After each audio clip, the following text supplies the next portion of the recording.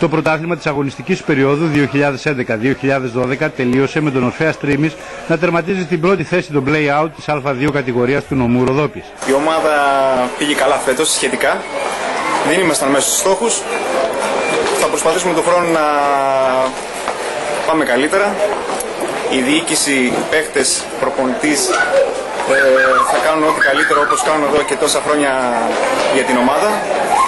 Και εύχομαι σε όλους υγεία. Η χρονιά φέτος κύλησε ομαλά, δεν είχαμε πολλούς τραυματισμούς. Ήμασταν στη μέση βαθμολογίας, κοντά στους στόχους μας.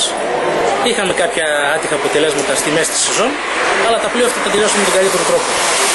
Τώρα για τον χρόνο οι στόχοι της ομάδας παραμένουν οι ίδιοι, αν μπορέσουμε να πάμε και καλύτερα και αν μπορέσουμε και οικονομικά να σταθούμε, γιατί με τους καιρούς αυτούς που υπάρχουν είναι δύσκολα τα πράγματα, θα δούμε για το καλύτερο. Κατά την αποχαιρετιστήρια εκδήλωση του συλλόγου βραβεύτηκε ο ποδοσφαιριστής Νίκος Ξίστρας για τις περισσότερες συμμετοχές στο πρωτάθλημα. Για τη βράβευση που σε έκανε η ομάδα του Ορφέας Τρίμης. Κοιτάξτε, τους ευχαριστώ.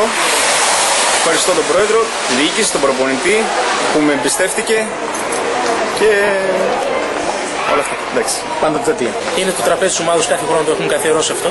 Το γίνεται στο τέλος της χρονιάς. Βραβεύσαμε τον Ξίστρα, τον Νίκο, σαν τον ποδοσφαιριστή με τις περισσότερες συμμετοχές. Ήταν και πιο τυχερός από τους άλλους. Εντάξει, είχαμε και παιδιά που τώρα που σταματήσανε λόγω διαβασμάτων.